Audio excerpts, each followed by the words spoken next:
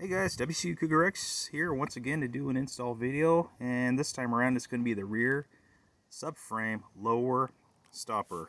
And what this is just nothing more than a piece of hard rubber.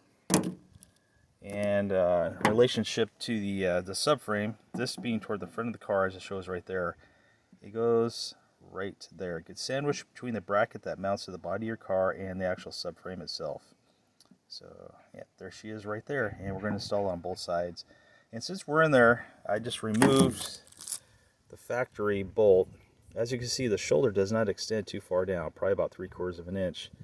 I'm going to replace it with the JDM STI component, which has the shoulder all the way down to here. So what will that do for your subframe? Well, it'll make it tighter tolerances, and that's what they wanted with the the S209 type series car. So that's what we're going to install. It is quite a bit longer compared to the stock bolt, but it should just be a direct replacement.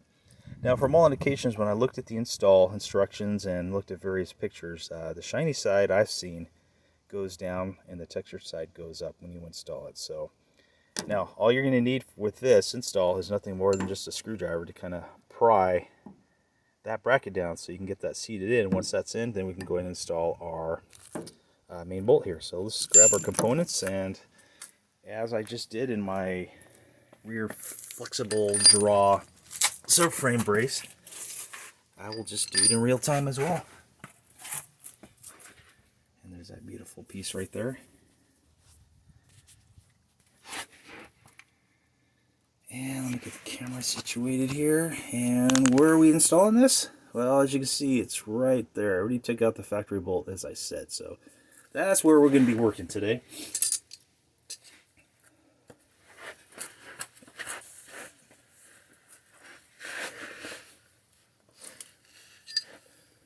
Alright. Hopefully my arm does not get in the way too much, but it probably will. I'm going to really consciously trying not to bump it because it's pretty tight quarters over here. Unfortunately, I don't have a lift or any of that cool stuff. So, as I said, I'm just prying this up and installing it.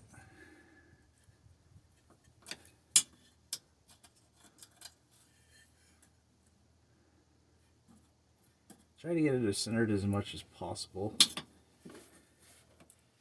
And she's in there. I'm a real advocate of doing stuff on your own.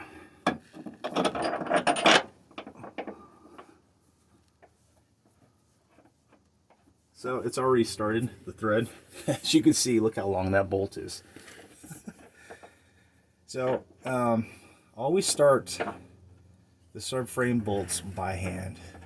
Do not immediately go to a socket on a ratchet wrench, because if you're cross-threading, you really won't know about it until it's too late. At least with putting it on by hand, you'll know if you're not lined up correctly.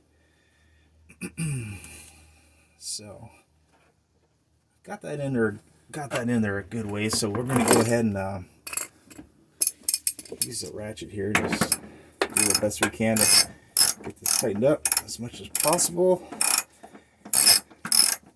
Then I will come back and torque this bolt down to about 106 foot-pounds. At least that's what the specification was in the rear of the car when I did the flexible draw system. Let me just get rid of this extension. It's a little bit too cumbersome.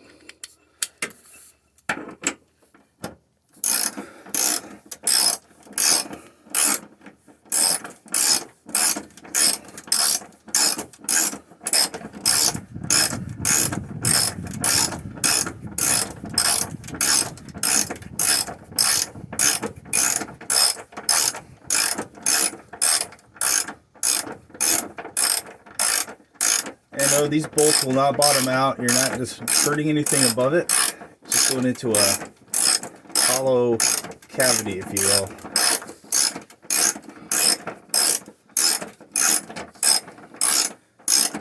And while you're down here, it's a good idea to kind of look around, make sure you don't have any weird leaks or damaged or anything. But being this car is only 3 years old and only has 12,000 miles on it, hopefully there's nothing going on under here. Okay, let's see if I can just do the rest. No, I can't do the rest by hand.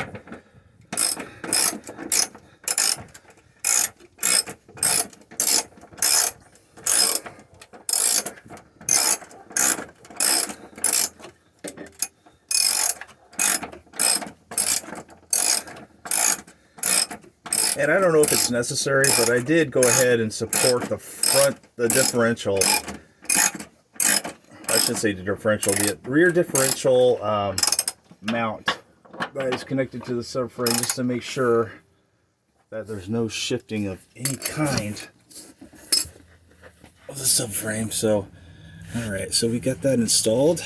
I'm just gonna put the camera up there so you can kind of see what's going on. Sorry for the lighting conditions, but yeah. So yeah, just use a screwdriver to pry that bracket down. You don't need to loosen up all that jibber jabber up there. Just use common sense. All right, now I'll just do the other side. That's all we have for you today. Oh, I was going to show you. Yeah, since it wasn't as critical to support the subframe, I just went ahead and just used this floor jack, because the other side is still connected and we have 3 points of contact with the subframe. This obviously was not connected, so I was confident that it wasn't going to shift too much, but just for extra insurance, we just added this floor jack here to support the subframe here. All right, WCU WRX out.